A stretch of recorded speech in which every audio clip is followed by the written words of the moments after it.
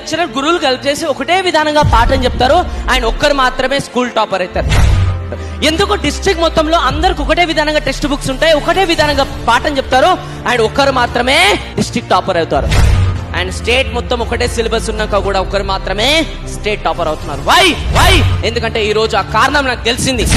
ఎందుకు కొంతమంది స్టూడెంట్స్ మాత్రమే 10/10 స్కోర్ చేస్తున్నారు, ఎందుకు కొంతమంది స్టూడెంట్స్ మాత్రమే ఒక మంచి మార్కులు స్కోర్ చేస్తున్నారు, ఎందుకు కొంతమంది మాత్రమే చరిత్రలు తిరగరస్తున్నారు. ఈ రోజు ఆ రీజన్ ఏంటో నాకు తెలిసింది. ఆ రీజన్ సింపుల్. ఒక రోజు ఒక డాగ్, ఒక ర్యాబిట్ రెండు కూర్చొని ఉన్నాయి. డాగ్ డిసైడ్ చేసుకుంది ర్యాబిట్ ని తినేసాలని. అది తెలుసుకోగానే ర్యాబిట్ పరిగెత్తడం స్టార్ట్ చేసింది. ర్యాబిట్ ముందల డాగ్ వెనకాల. కొద్దిసేపటి తర్వాత ర్యాబిట్ వెళ్ళి చిన్న గుహ లోపల దాచుకుంది. దాని లోపలికి డాగ్ వెళ్ళలేదు. అండ్ బయట నుంచొని డాగ్ అంటుంది అనమాట, అరే ర్యాబిట్, నీకన్నా నేను సైజ్ లో పెద్ద, ఆలోచనలు పెద్ద, తెలివిలు కూడా పెద్ద, అయినా కూడా నేను క్యాచ్ చేయలేకపోయాను. వై?